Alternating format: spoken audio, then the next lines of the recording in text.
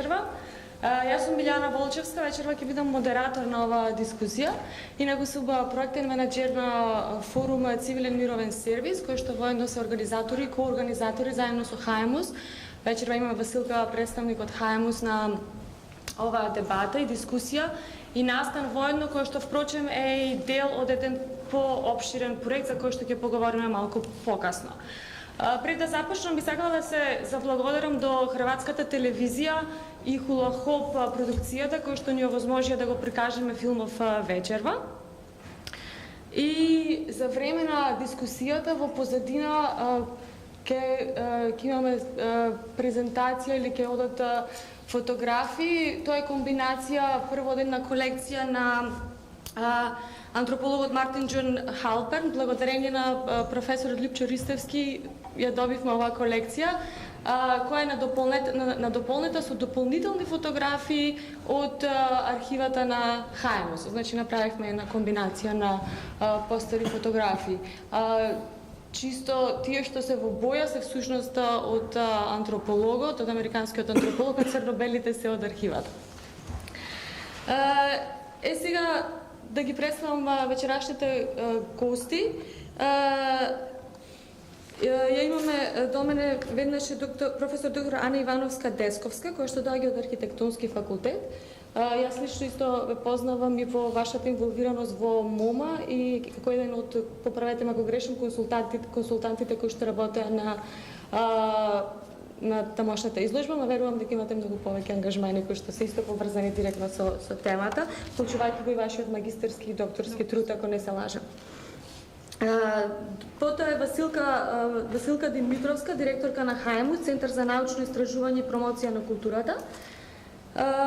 Професор доктор Лјупчо Ристевски, кој што доаѓа од Институтот за етнологија и антропологија, меѓутоа и самиот е вклучен директно во организирање на проекти кои што се бават со социјализмот од еден антрополошки или антрополошки аспект, за тоа ќе ни проговори покасно.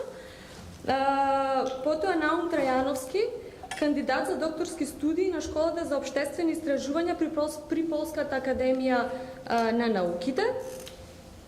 И Валентино Димитровски, раководител на оделението за движно културно наследство од Институтот за заштита на културно управата за заштита на културно наследство. Добро. Јас нема да должам многу, затоа што имаме многу говорници кои што доаѓате сите ви од различни профили и тоа при изборот, значи, на говорниците поканивме намерно, да кажам, луѓе кои што доаѓаат од различни профили за да отвориме прашања кои што ќе го адресираат културното наследство или тоа од времето модернистичко културно наследство од повеќе аспекти. Значи, архитектонскиот би бил еден аспект, меѓутоа и како културното наследство денеска се сваќа во светот, како се изучува и кој е потенцијалот на тоа културно наследство, дали е тоа културно, символично, па дури и економско, ако сакате, економски потенцијал за тоа што представува денес и како можеме тоа да го искористиме за денешницата во која што живееме. Материјалните остатоци од оно што се било креирано за време на Југославија или за после земјотресно Скопје, значи таа материјална култура која што е присутна во урбаниот простор во Скопје, често пати ја гледаме како е запуштена, заборавена, видовме од филмот често пати дури и загушена, а сигурна сум дека има и случаи каде што дури била и намерно срушена. Исто така, честите дисквалификувачки епитети за ова културно наследство го садскриваат фактот дека културната продукција на оно што било креирано за време на социјализмот или на социјалистичка федеративна република, на социјалистичка Југославија, била многу поразнолика, повеќе слојна и покомплексна од оно што обично се претпоставува. Моето главно прашање за денес е како настанало, како обстојува и дали има иднина за ова културно наследство. И еден само збор сакам да кажам за насловот на оваа дискусија, да инвестираме во футуризмот, затоа што мислам дека некогаш може да даде еден погрешен не знам, некаков погрешен надеж дека ќе разговараме за футуризмот, меѓутоа тоа е само една позајмена реченица од портата која што стои на влезот на уличката која што води кон влезот на Музеот на современа уметност. Футуризмот знаеме дека е една гранга на авангардата која што пак е поврзана со модернизмот и од тука не одвоива од таа модернистичка архитектура за која што ние сакаме денеска да говориме. Сега би сакала да започнам од вас, Ана, и мислам дека ќе одиме со ред. Ме интересира, мислам, откако го погледнавме филмот, мислам дека тешко е човек да не стане емотивен. Има тука различни вмешани емоции и меѓутоа јас сепак сакам да појдеме на друга поедобна точка. Каков овој југословенски модернизам, значи кој што го гледаме во културниот пејзаж на Скопје, како архитектура истражена од еден академски аспект, колку самите ние тука кај нас има интерес помеѓу академската фела да се истражува, да се вложува нели во креирање на знаење за оваа архитектура, дали се подучува за оваа архитектура на факултетот, ете конкретно. И како се истражува? Дали методолошки се пристапува, например, како едно заедничко минато со другите држави во поранешна Југославија? И најпосле, ако веќе, значи, ако постои опус на знаење постоечки, дали од тому произлегува еден критички осврт кон оваа архитектура? Бидејќи вие конкретно знам дека имате истражувано на оваа тема, сигурно знаете и колку се... Да. Па вака, секако дека постои материјал кој што се осврнува на областа. Тука пред се би сакала да го истакнам истражувањето и работата на професор Токарев, кој што е тука во публиката, кој што е еден од првите кои што направи еден сеопфатен преглед на македонската модерна архитектура во рамките на архитектурата на поранешна Југославија, значи една книга во еден сегмент од неговата трилогија која што се однесува на модерната архитектура, модерна и современа архитектура, прво во глобални рамки, а после третиот дел од тие книги се однесува конкретно на архитектурата на поранешните југословенски простори и сегментот на Македонија вграден во рамките на тоа дело. Понатаму професор Георги Константиновски, кој што го видовте и во филмот, исто така направи еден обид да направи, тој е повеќе како преглед, еден индекс на македонски архитекти, да ги собере по име и презиме или со нивните најзначени дела, кои што нема за цел да биде било каков критички осврт, нема некаков текстуален дел кој што ќе појаснува, туку чисто во форма на некаков алманах. Јас и групата колеги со кои што работиме веќе 10 години исто така се бавиме со темата на модерното наследство, особено на Скопје.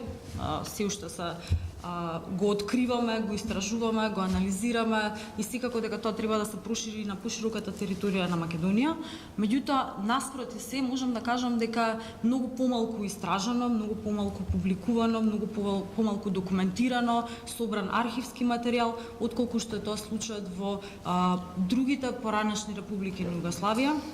Хрватска е еден добар пример, да речеме, и Марој Мрдилјаш, кој што го видовме во филмот, еден од најголемите авторитети кога станува збор за архитектурата на територијата на поранешна Југославија, особено за овие понови генерации кои што не само ја презентираат, туку даваат еден критички осврт кој што е врзан и со општествено-политичките односи тогаш во Југославија, со економската состојба, со врските, со глобалните релации и така натаму. Тој заедно со Владимир Кулич издадоа 2 книги кои што беа клучни да го отпочнат, ми се чини, оној процес на превреднување на архитектурата на Југославија. Тоа беше некаде, мислам дека излегува од пишот во 2012 година. Една е резултат на проектот Недовршени модернизации или Unfinished Modernizations, додека другата беше Modernism in Between, и тие мислам дека ги поставија темелите на оваа нова генерација на архитекти, историчари на архитектура, архитектонски критичари кои што се бават со оваа тема на територијата на поранешна Југославија и кои што нудат некакви нови вмрежувања, барање нови релации, кои што дел од нив беа и дел од овој кураторски Curatorial Advisory Board, некаков советодавен тим на главните куратори на изложбата во МОМА која што беше минатата година. Така да секако дека постојат напори, меѓутоа мислам дека постои и такако многу простор да се работи се уште, да се открива, да се документира, да се собира материјал, бидејќи кај нас интересна е ситуацијата дека не само што се објектите загрозени од различни причини, туку исто така загрозени се информациите за објектите, бидејќи големите проектантски бироа се распадна и градежни компании, голем дел од тие архиви се уништени, не постојат. Видовме дека изгоре пред некоја година и Заводот за урбанизам и архитектура, архивата која што беше во тој момент таму неповратно исчезна, така да треба уште многу да се работи со цел да се собере на едно место тој материјал и не само да се собере, туку и да стане достапен за идни истражувачи. Кај нас состојбата е дека секој кој што истражува како да почнува од почеток. Не знам колку ви одговорив сега на прашањето. Да, секако, да. Мислам дека ќе се навратиме повторно на некои работи кои што сега ги начнавте.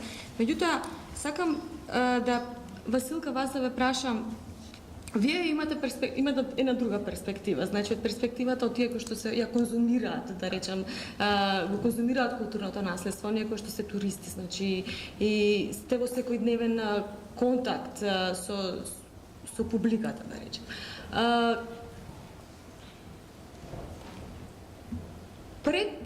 Сега вие самата значи работите на проектот и заедно со форум нели на истражување за интересот за ова културно наследство. Колкав е тој интерес за ова културно наследство?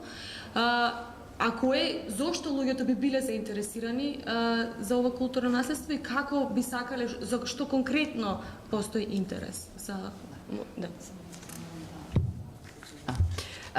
Добро вечер на сите. Благодарам Билјана и за представувањето и за прашањето. Добро вечер и на колегите кои се дел од форумот и на публиката која што дојде. Ние сме како ХАЕМ, како представник на ХАЕМУС, значи ние сме коорганизатори на овој настан и јас упатувам благодарност до форум Цивилен мировен сервис што ете ни овозможи да учествуваме во овој настан, бидејќи идејата е стара, меѓутоа најдовме начин некако да ја реализираме и пред да ти одговорам на ова прашање, а ќе стигнам до тоа прашање, нема да го заборавам. Сакам да кажам дека ова е всушност еден настан од еден поголем наш заеднички проект со форум ЗДФ или форум Цивилен мировен сервис кој што се вика Зборува Радио Скопје. Мислам дека секој што гледал барем еднашка некаков краток документарец за земјотресот на Скопје ја памти реченицата на новинарот од едно импровизирано студио. Добро утро, денеска е, не знам, 7 часот и 15 минути, 27 јули 1963 година зборуваме од импровизираното студио и потоа продолжува со набројување што се случило, кои се жртвите и така натаму. Идејата потекна всушност од едно сосема обично прашање кое што ние го поставивме на групата Стари Скопјани, можеби некој од вас е член на таа група на Facebook. Таа група брои околу 16-17 илјади членови и поставивме едно прашање до луѓето, кога би се правила изложба или некаков настан или било што се однесува на Скопје, што тие најмногу би сакале да видат, да доживеат, да искусат, да споделат. Јас сега читам од белешката, пошто ова е принт скрин, иначе сме го објавиле на 29 јули, значи може да се види, достапно е на групата. Одговориле повеќе од 250 луѓе, што нас вака пријатно не изненади. Анкетата беше поделена на периоди, значи на сегменти и така натаму и на крајот испадна дека најмногу луѓе одговориле дека ги интересира периодот на 60 и 70 години од 20-тиот век, дека најмногу ги интересираат објекти, палати, улици, кафеани и хотели. Значи тоа е она што моменталната генерација која што веројатно е повозрасна и која што се сеќава на тоа постземјотресно Скопје, Значи, сака да го сподели. И тие тоа и го споделуваат. Затоа кога ќе се каже Старо Скопје, тоа не е Старо Скопје од 20 или 30 години. За оваа генерација Старо Скопје е Скопје од 60-тите и од 70-тите години. И сега, тоа ни беше една иницијална капсула како да почнеме да го организираме проектот, и јас пак ќе кажам фала на форум ЗФД што наидоа на разбирање за една тематика која што скоро воопшто и не е популарна, ниту научно, ниту медиумски, освен ако нема некој скандал. Нели? За материјалното и нематеријалното наследство од тој период, поточно од периодот на социјализма. Така настана проектот кој што тече. Ќе бидам јас кратка, зошто го почнавме овој проект? Прво, за да направиме научни истражувања за Скопје, затоа што нема такви научни истражувања. Ги имало некогаш, крајот на 60-тите, почетокот на 70-тите години и некаде 75-та година ние работиме во архивите на библиотеките, тие завршуваат. Зошто и како не ми е јасно, меѓутоа до 80-та година заклучно со она што го публикуваше Заводот за урбанизам, кој што за жал изгоре, архивата изгоре, значи во последните години, освен еве професорката Ана наброја кои луѓе, значи публикувале, нема публикации воопшто за тој период. И многу малку зборувам и за материјално и за нематеријално наследство. Тоа истражување наше за овој проект зборува Радио Скопје е и правење на интервјуа, значи да се зачува дел од меморијата. Еве, јас ке тргнам од своје лични искуства. Јас имам дома двајца возрастни родители кои што го преживеале земјотресот, од кој што едниот памтеше многу добро, се разболе и во рок од неколку месеци веќе меморијата му е загубена. Заедно со него се загубени и драгоцени белешки. Што мене ми е криво, бидејќи не ги запишав, нешто помнам, тоа што го помнам, го ставив на хартија. Значи, исто така дел од овој проект е да се подигне свесноста за културното наследство од периодот на социјализмот. И сега тука доаѓа прашањето, нели покрај тоа што сум директор на ХАИМС како Центар за научно истражување и промоција на културата, јас сум и професионален туристички водич повеќе од 20 години и јас годишно водам некаде околу 10.000 луѓе. Тоа воопшто не е тоа е една сериозна бројка. И најголем дел од тие луѓе во последните 2 години не прашува, во последните 2 години се смени перцепцијата благодарение на изложбата во МоМА во Њу Јорк. Значи се подигна интересот за периодот на социјализмот на едно генерално ниво. Исто така придонесе и овој серијал на документарци во продукција, на независна продукција во соработка со хрватската телевизија и ред други написи, но тие се многу ретки. И сега, она што ние се обидуваме да направиме е промоција и популаризација, иако е навистина многу тешко во услови каде што нема многу истражна литература. Добро кажа професорката Ана дека секој што почува да истражува, како да почува да истражува од почеток, и ние сега се обидуваме да ги сумираме на едно место библиографските белешки кои што се однесуваат на едно постземјотресно Скопје, кој што почало да се гради во 60-тите и во 70-тите години по земјотресот од 63-та година. И мене ми е многу драго што нашиот резултат ќе биде набрзо, многу видлив, поточно ќе заврши со Google Play апликација, каде што најголем дел од овие објекти кои што се изградени од модерната архитектура ќе бидат достапни на една апликација, групирани по објекти, по типологија на архитектура, во предложени тури, рути, итинерари, затоа што сметавме дека, за разлика од нематеријалното наследство, за кој што ќе зборува повеќе колегата, архитектурата е сепак нешто што е многу видливо, нешто што не може така лесно да се заобиколи, не мора да се дојде во една одредена држава за да, нели, тоа виртуелно се види, за разлика од нематеријалното културно наследство кој што е многу почувствително. И сметавме дека на овој начин ќе обезбедиме лесно достапни информации на алтернативен начин, за разлика од научните публикации, и сметаме дека барем малку ќе придонесеме кон популаризација на оваа тематика, за да периодот на социјализмот се перципира како нешто кое што треба да биде проучувано како културно наследство.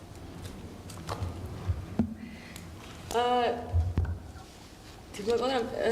Веќе начнати културното наследство и делејќи го на материјално и нематеријално културно наследство.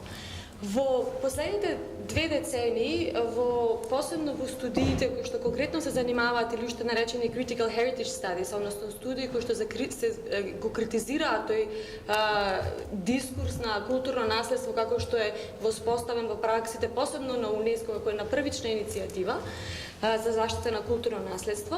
И една од главните критики за заштитата на културно наследство како што е воспоставено во праксата денес е тоа што има некоја вештачка поделеност на заштитата на материјалното од нематеријалното културно наследство. Затоа што најчесто тоа како такво не постои. Ако постои една зграда, таа зграда веројатно има и своја приказна. И заштитувањето на културното наследство не е просто конзервација и презервација или одржување на еден објект и потоа пренесување на следните генерации.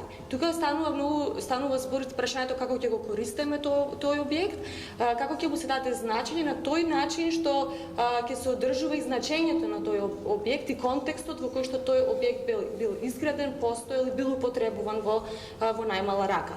И тука доаѓа нели улогата на антропологијата и тука не е случајно што и професорот Љупчо е вечерва со нас. Јас би сакала да чујам малку повеќе околу тоа. Која е улогата на антропологијата во оживувањето и зачувувањето на културното наследство, посебно во тој нематеријален аспект? Вие самите исто така имате школа која што мене лично ми звучи интересно, тоа е етнографија на социјализмот. Би сакала и за тоа нешто да слушнам и колку е тоа поврзано нели со ова што говорам? Поврзано е во голема мерка и поврзано е во таа смисла што кога зборуваме за антропологијата, ама мислиме на социјализмот, главно тоа се однесува на етнологијата.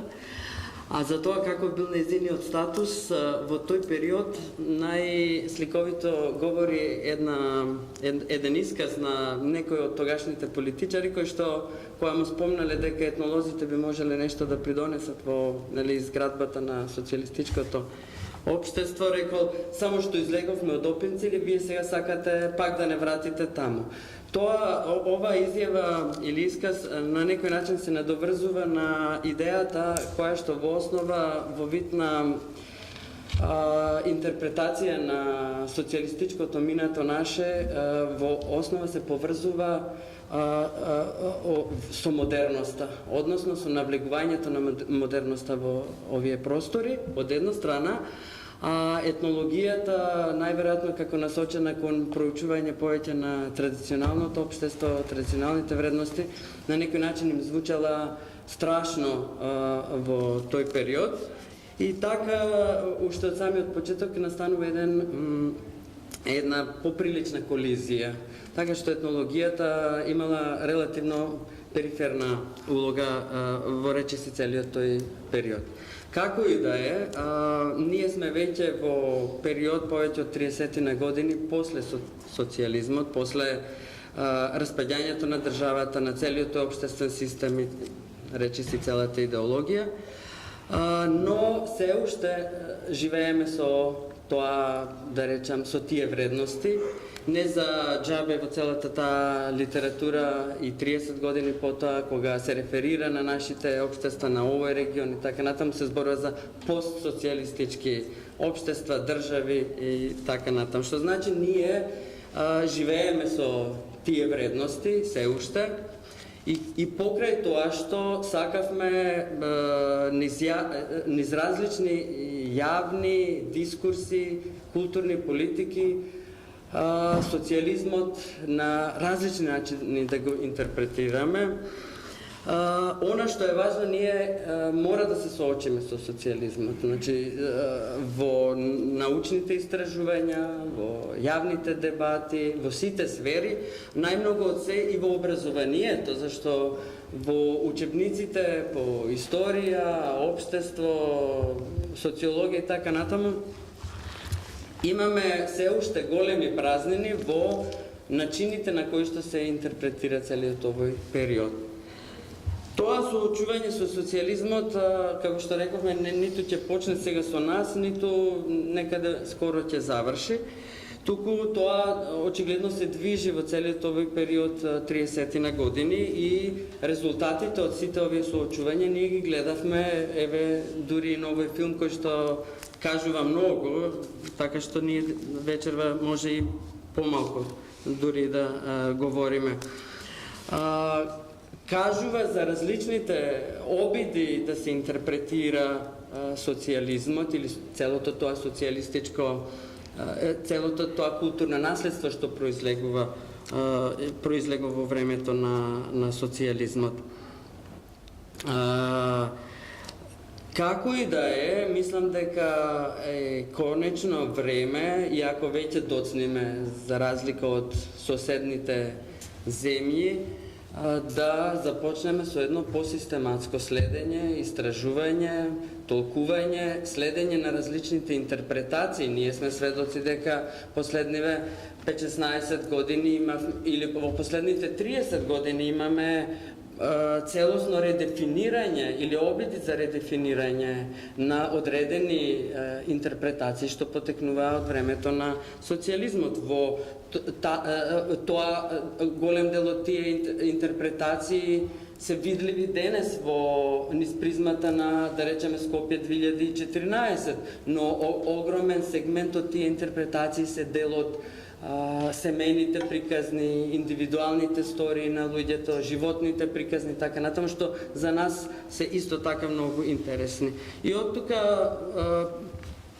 произлегува се повеќе и повеќе една потреба ние заинтересираните за различните аспекти на следење на сите овие различни интерпретации на социјалистичкото културно наследство на овие простори, да се на некој начин да се обидеме да изградиме некаква стратегија, некаков пристап кон културното наследство. На жалост, во Македонија немаме се уште некаков институционален пристап кон овие прашања.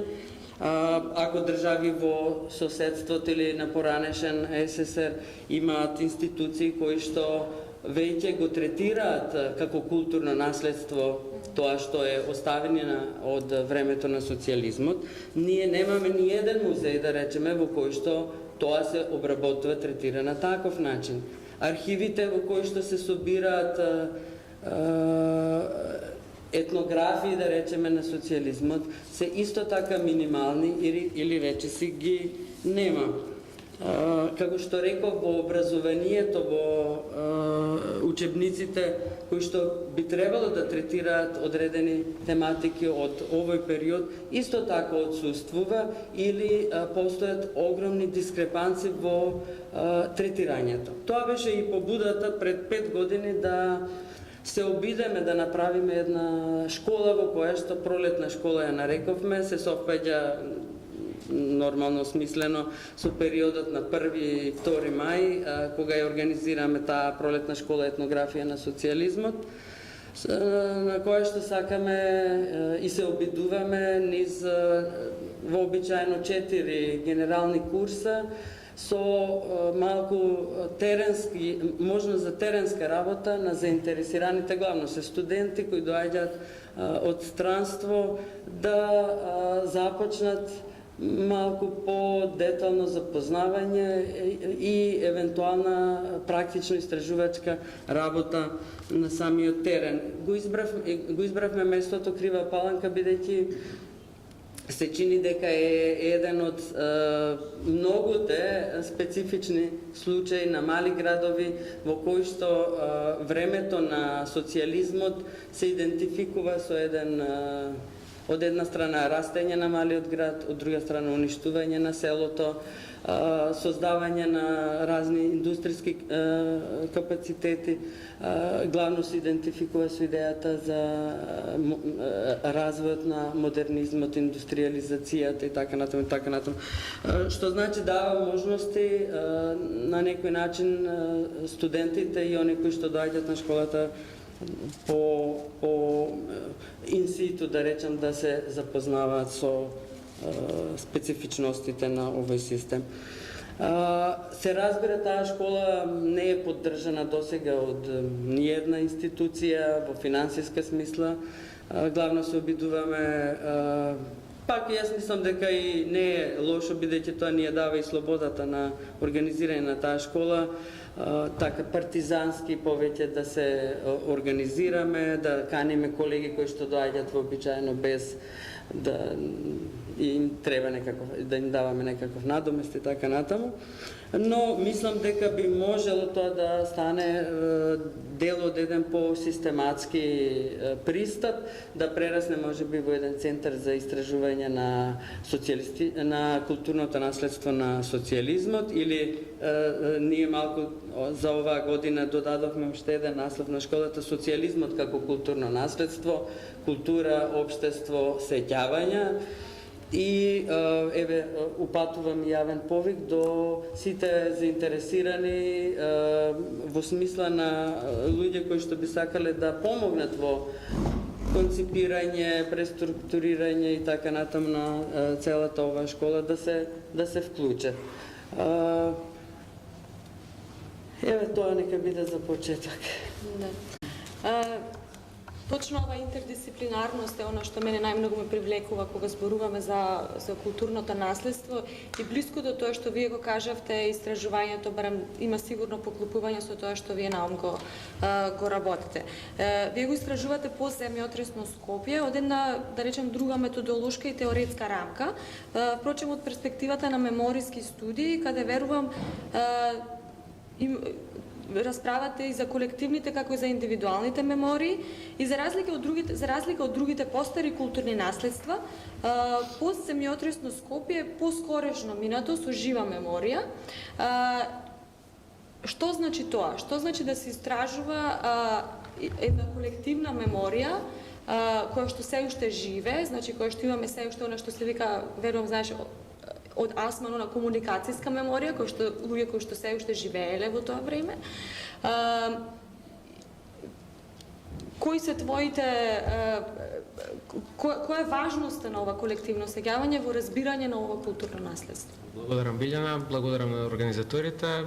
Како што добро напомена, јас ја работам сето овој историски фрагмент од малку поинаква страна и поинаков аспект. Ќе се обидам еве на кратко да дам вовед за моето истражување и пластично да го понудам мојот аргумент.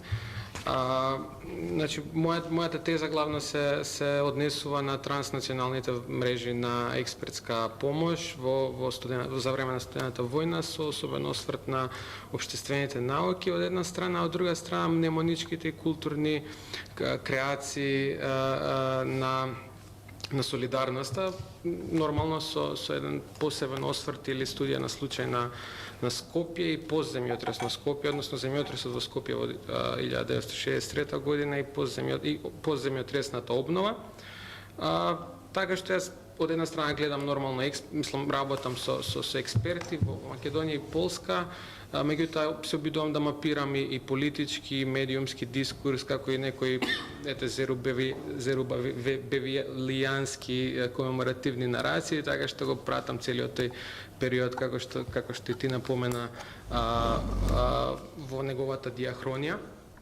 Оно што можам да го наведам е да дадам една винјета, односно малку попластично да го наведам, да наведам таа прва некоја истражувачка интуиција што на некој начин ме наведе да размислувам повеќе за оваа тема. Именно се обидов најпрви пред едно добри 2 години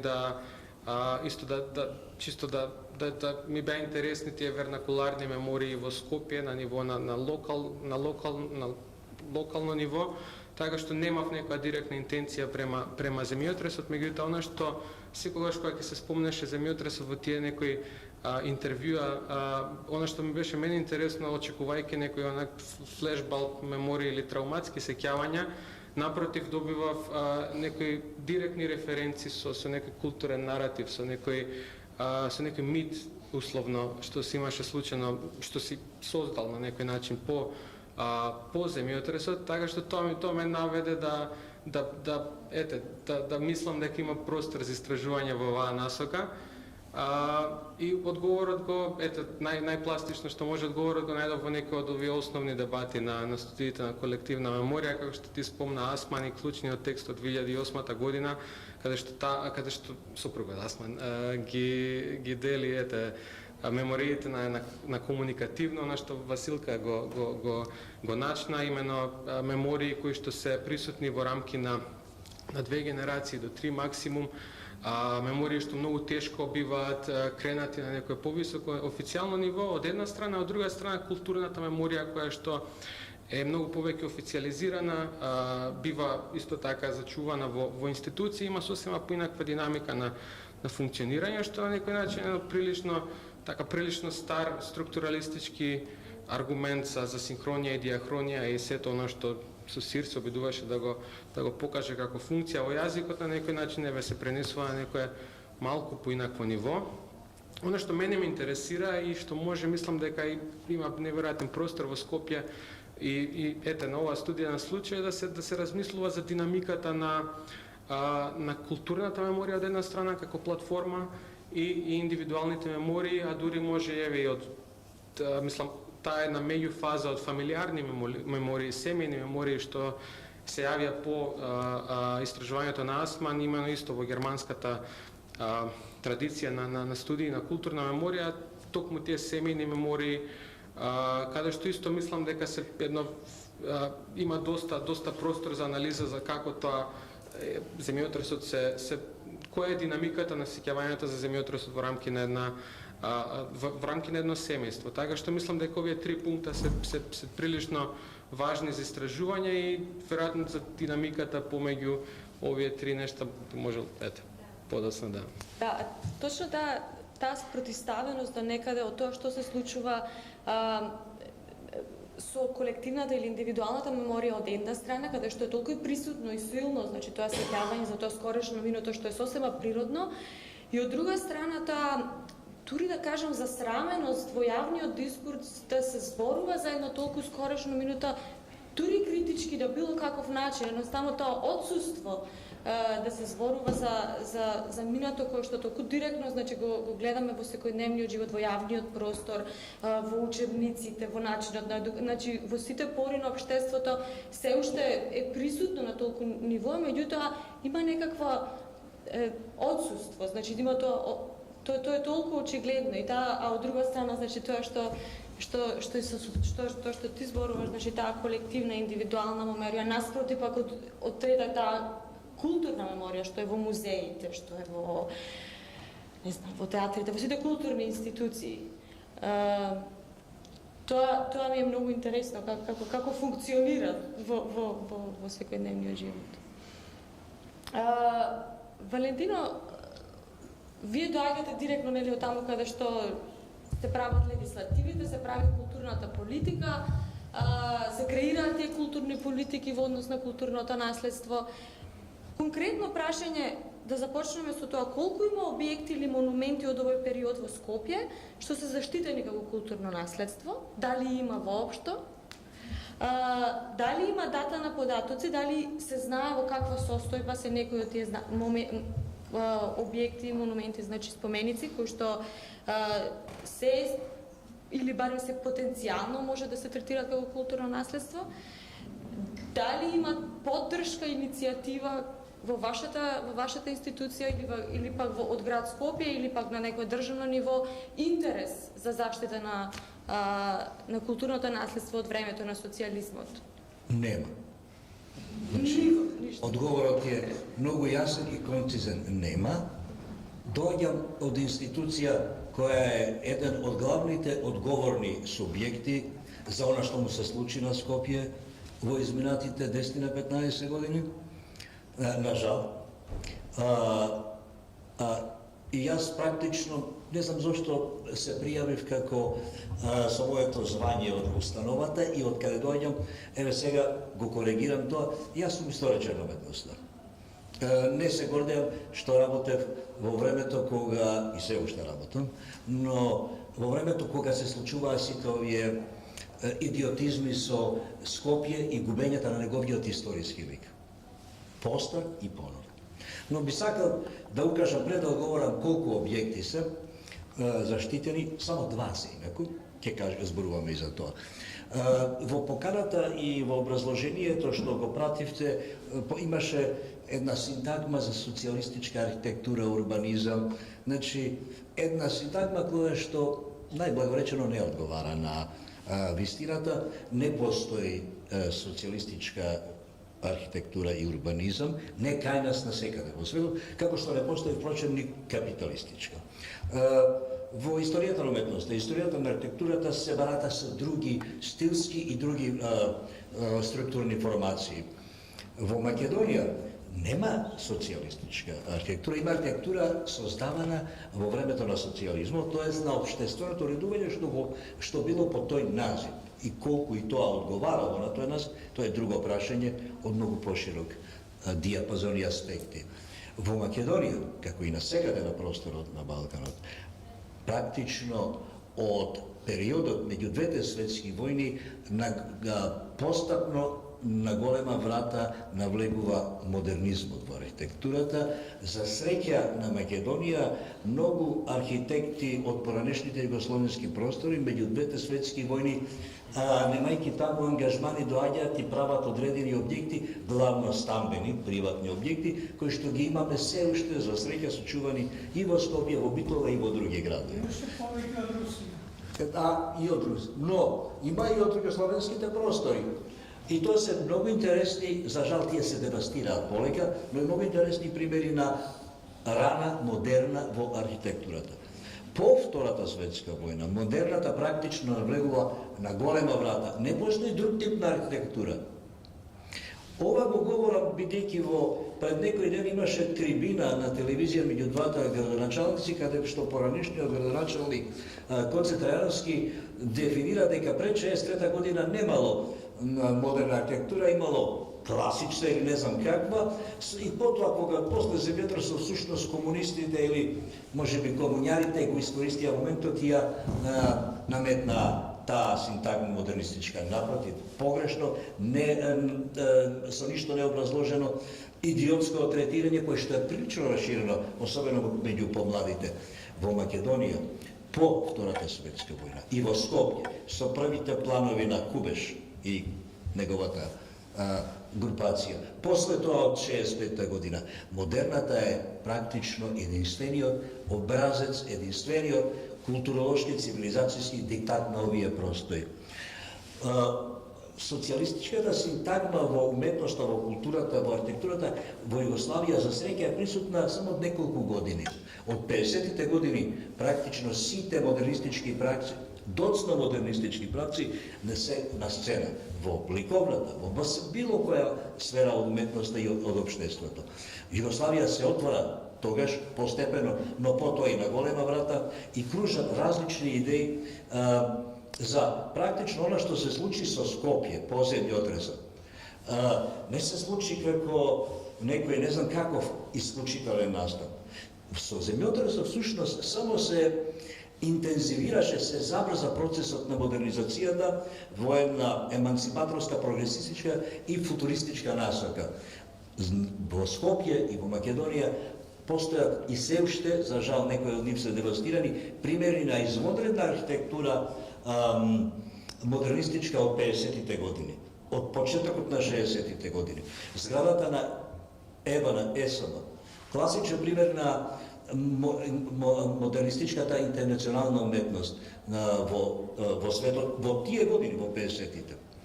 Така да ја отстраниме еднаш за секогаш таа погрешна синтагма социјалистичка, не знам, архитектура или уметност, тоа е многу близко со она што сакат и да го дека е тоа некаква комуњарска. Синтагма која што апсолутно не одговара на вистината и има исклучително идеолошки представ. Да ви одговарам на вашето прашање прво. Постојат два објекти што се заштитени согласно Законот за заштита на културното наследство.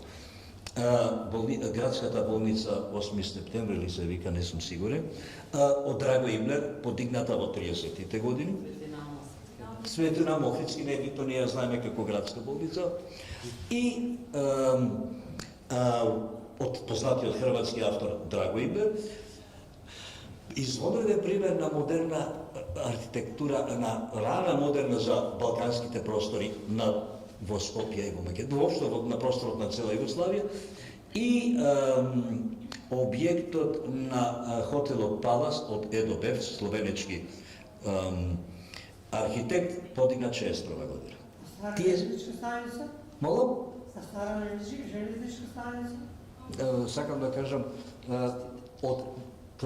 со класична модернистичка профилација, железничката станица е сепак малку со во поинаков стилски образец. Да, таа е заштитена и како објект и како музеј. Но ова се два примери на изразито модернистичка архитектура што се заштитени. И се влезени во мапа на одредени изданија во светот. Пред повеќе неколку години една италијанска групација направи големо мапирање на модернистичката архитектура и процедурите за ставање под заштита на овој вид на културно наследство, од кај нас влегува овие единствени кои што ги имавме. Ако може вака Сакала да се надуврзам на тоа што го кажавте сега, бидејќи сметам дека е мощно значајно. Почнавме некако наназад од постдемиотресната обнова, па сега се враќаме кон напред. Вие добро прецизно ги дефиниравте, тие се клучните 3 модернизацијски периоди. Едниот е меѓу двете светски војни, вториот е после Втората светска војна и за Скопје карактеристичен овој после земјотресот, кој што не е врзан со политички прегин, туку е има карактеристички примери. Не, да, меѓутоа карактеристично е дека не овие претходните се врзани со некаков политичка промена, а ово е врзан со природната катастрофа, инаку државата продолжува во континуитет. Сега ми избега сега мислата во нека друга насока, неважно. Исто така е важно тоа што го спомнавте овде, дискусијата започна како да зборуваме за веќе потврдено културно наследство, односно градителско наследство. Добро е тоа што го кажавте дека оваа архитектура речиси не е препознаена или воопшто не е препознаена како некакво културно наследство.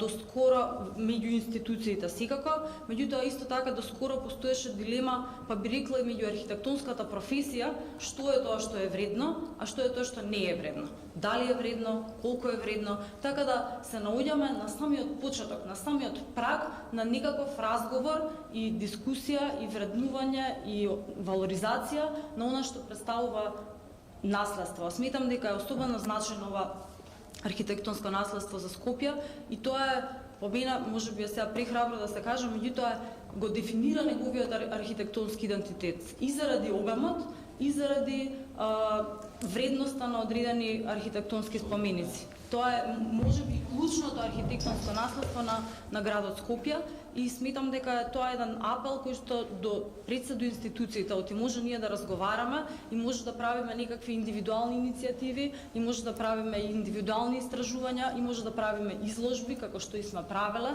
Ние влеговме со тимот со кој што работам во еден процес на некаква експериментална заштита, бидејќи не е присутна во институциите, ние ја спроведуваме лично, па истражуваме објекти или истражуваме архитекти или истражуваме некакви теми, па ги покажуваме јавно со ограничени ресурси, со своји средства и така натака, се со цел да активираме некаква преца поширока дискусија и да го кренеме тоа нивото на препознавање, за да може да со надеж дека еден ден и институциите ќе започнат таа битка и ќе го потврдат значењето на оваа архитектура и мислам дека е тажно дека повторно потврдата ни доаѓа од надвор.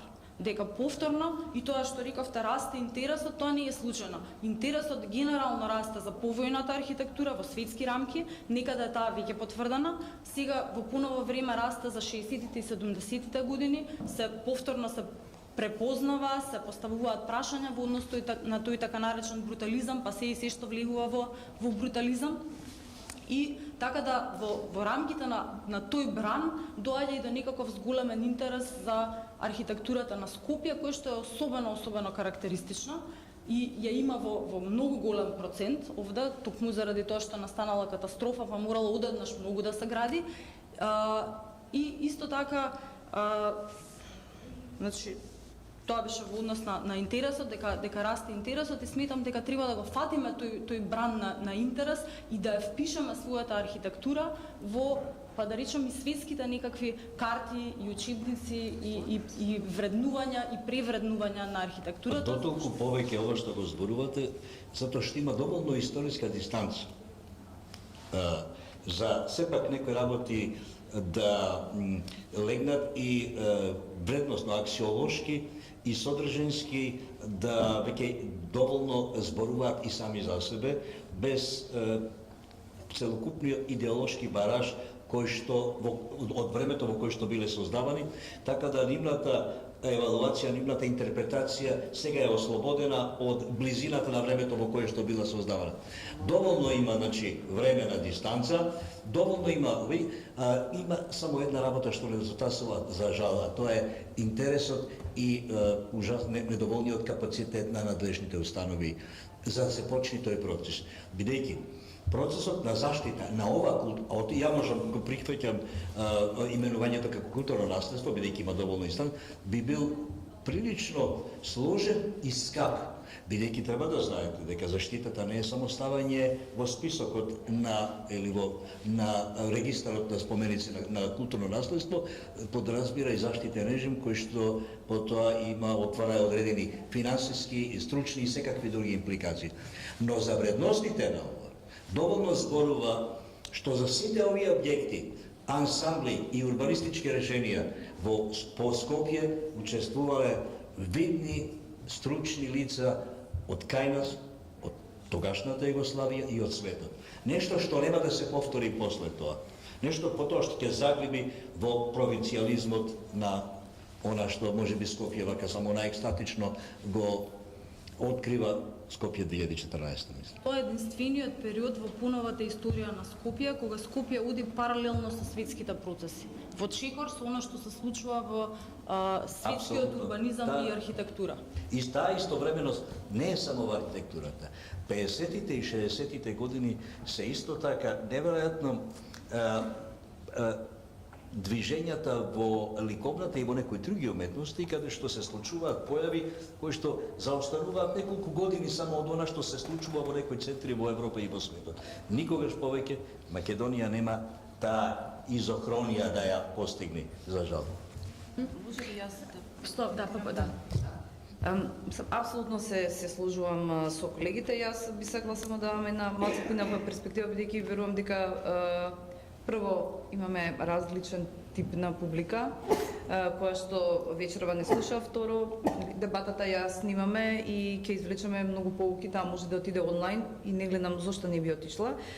Само да појасниме што е културно наследство и мислам дека колегата Валентино тоа најдобро. Јас ќе го сумирам дека кога нешто се обсервира како културно наследство, барем според законот, тоа е нешто што човекот го остава за себе. Има различни идеолошки, функционални, архитектонски, археолошки и секакви други карактеристики кои што се многу важни, нели, од нив нешто да се научи, но најважно е дека тоа е нешто што го создава човекот во минатото или во сегашноста.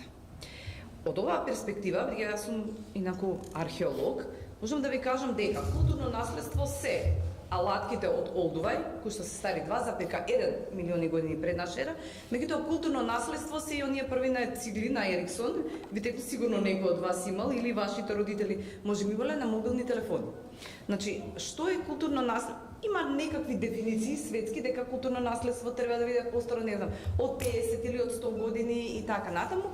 Меѓутоа, што е благодарам. Што е вистинската перцепција, што е културно наследство, практично ги одредува карактеристиките на самото наследство, независно дали е материјално и нематеријално наследство. Така да, многу беше добро кажано дека веќе има една историска дистанца за периодот на социјализмот, каде што можеме сите видови на наследство да ги, јас повторувам, материјално и нематеријално културно наследство, бидејќи луѓето можеби, обичните луѓе можеби не ја прават таа разлика, Секако највидливо е архитектонското наследство, а ние забораваме дека дома имаме еден куп на обичаи кои што ги практикуваме и ја многу пати сум слушнала, абе ти тоа делот од социјализмот си го научил и така натаму. Меѓутоа, да се вратим значи на ова главното, мислам дека Валентино сепак може најдобро да ни објасни една кратка поставка кој може да предложи и како е започнувањето на процедурата, бидејќи тоа е уствари од витално значење. Бидејќи тоа луѓето Таа тема толку е широка. Не, многу. Ја пред 4 семестри. Не може да се збори за 4 минути. Видите вака. Не мора да зборуваме за целата валоризација, чисто за покренување на иницијатива. Покренување на иницијатива може да дојде од различни места и од различни правци. Можат и поединечни субјекти, владини, невладини, организации, институции, но по законот самата процедурата за воспоставување заштита мора да оди преку еден од надлежните установи за недвижно, за движно и за нематеријално културно наследство. Значи има повеќе причини зошто е тоа, но иницијативата може да дојде од било кој во држава. Друго, во процедурите за воспоставување може да бидат вклучени и луѓе кои што не работат во установите. И текако, значи да се во тимовите каде што прво се прави валоризација на дадениот објект, потоа се поминува на стручна контрола и зависно од категоријата која што се предвидува, или управата го прогласува, или оди на влада на прогласување ако станува збор за категоријата културно наследство од особено значење. Значи може навистина како иницијатива од било каде, но како процедура морат надлежните установи да ја спроведуваат. Добро. Тоа е во однос на процедура. Меѓутоа, сепак е јасно дека во креирање на културната политика, во однос на кое културно наследство, од кој период ќе се преферира пред некое друго, тоа е сигурно очигледно. Мислам дека кога ќе погледнеме кои споменици се заштитени кај нас, да речеме византиското културно наследство, е секако едно од поприоритизираните, кој што можеби со право нели поради временската дистанца и сето тоа. Вие рековте дека нема капацитет во институциите каков капацитет? Не постои иницијатива, не постои знаење? Не постои иницијатива, не постои доволно стручен кадар, не постои интерес кај оние кои што се над нас тоа да го подкрепат. Така да се уште како да не е дојдено на дневен ред заштитата на овој дел од културното наследство. За жал. Јас ќе се вратам повторно на тоа што го реков. Тоа не е така заради што процедурата е ваква или онаква. Тоа е така заради тоа што 30 години ние имаме културни политики во кои што сакавме од ово културно наследство да се оддалечиме, да го зацкриеме, да се дистанцираме. Ние и не сме во толку страшна ситуација во тој поглед. Ако земеме неколку соседни држави, таму имаме уште културни политики кои што дури и во учебниците се до толку дистанцира што се откажуваат од културното наследство на социјализмот. Имавме колеги на една конференција рекоа, ама тоа е културно минато од кое ние се одрекуваме. Ама ние не може да се одречеме од нашето културно наследство и минато. Тоа е дел од нас, од нашиот идентитет. Додека тоа не стане сега дел од јавниот дискурс и дел од културните политики кај нас, нема да има капацитети и нема да има начини како да стигнеме до негово валоризирање, вреднување и заштита. Тоа е, според мене. Да се надобрзам на тоа и на оно што вие, Валентино, го кажавте во однос на критиката која што во наш за таа синтагма која што ние употребивме социјалистичка архитектура, која што целосно се согласува. Меѓутоа, има тука еден елемент кој што ме тера да размислувам. Социјалистичко културно наследство за мене можеби не социјалистичка архитектура, меѓутоа за мене сосема е валидна таа синтагма социјалистичко културно наследство, како што е валидна и синтагмата отоманско културно наследство, како што е исто византиско културно наследство, затоа што е тоа културно наследство кое што произлегло од некој период. Сега, јас приметувам и често, значи, кога разговарам посебно со архитекти, таа дистанца од идеологијата која што била, нели, од таа општествено-политичка рамка во која што сакале или не, таа модернистичка архитектура била произведена и која му дозволила, значи од причини кои што од политички причини Југославија се отворила во тоа време. Значи, колку и тоа да не е социјалистичка, затоа што модерната сигурно го надминува, не само што го надминува, туку го доаѓа повеќе од запад, ги надминува тие рамки, сепак колку можеме ние да одвоиме тоа од фактот дека тоа е произведено во едно општество-политички контекст, кој што е поврзан со социјализмот и на крајот на краиштата зошто модерното да не може да биде едно културно наследство на социјализмот? Тоа може да биде и културно наследство во времето на социјалистичкото уредување, но не можеме ниту една појава, движење кај нас во Југославија и пошироко да ја именуваме социјалистичко. Можеме абстрактен експресионизам, можеме енформел, можеме брутализам, други термини се користат и тие се многу по-практични, по-објективни. Вако идеолошко етикетирање е прво погрешно, непотребно, нема ништо што стои за тој назив. Поинаку е со именувањето на османлиски период, османлиско културно наследство. Тоа укажува на едно време во кое што имал одредна држава. Исто така како што византиското. Тоа не се однесува на општествено уредување, се однесува на државните во чии рамки и на империите во чии рамки било создавено одредена култура и културно наследство. Кај нас тоа многу повеќе одговара на вистината да се каже југословенска уметност, југословенска архитектура, но не идеолошкиот предзнак. Особено што тој идеолошки презнак веќе од крајот, до почетокот на 50-тите, веќе не игра улога во содржина на тие појави. Тоа едноставно не постои. Социјалистичкиот реализам кај нас, па дури и го немало, речиси. Во Југославија трае неколку години само, со тоа завршувам.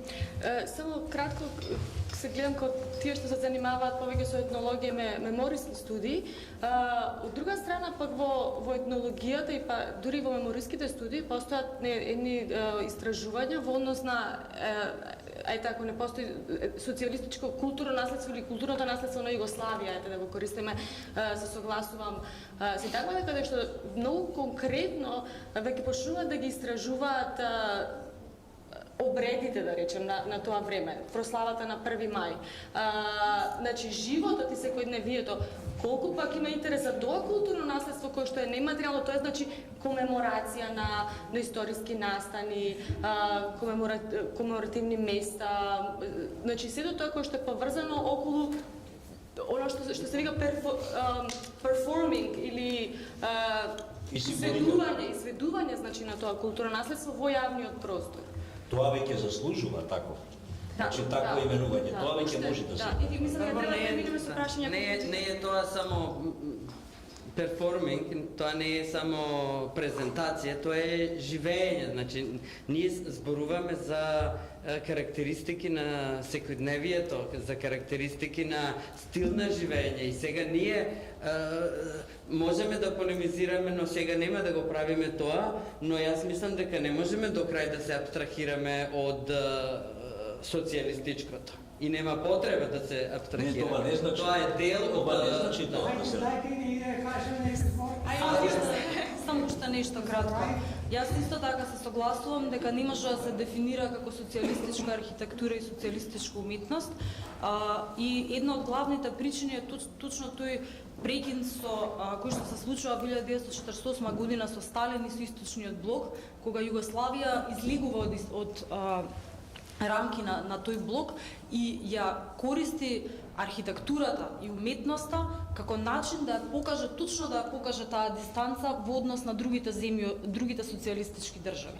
Така да кога ќе се каже социјалистичка архитектура, многу повеќе се врзува тој термин со архитектурата на другите социјалистички земји во тој период, а Југославија, модернизмот станува алатка за еманципација, за модернизација на државата и многу поблиска до западот и влијанието многу повеќе доаѓаат од таму, отколку што доаѓаат од истокот. Источниот блок во тој момент се наоѓа длабоко во соцреализмот и длабоко во некакви други линии, некакви други правци и точно заради тоа не може да се направи таква идентификација. Затоа што архитектурата што се создава во Југославија во периодот од 45-та па некаде до средината на 1980-те години апсолутно не може да се смета за социјалистичка архитектура.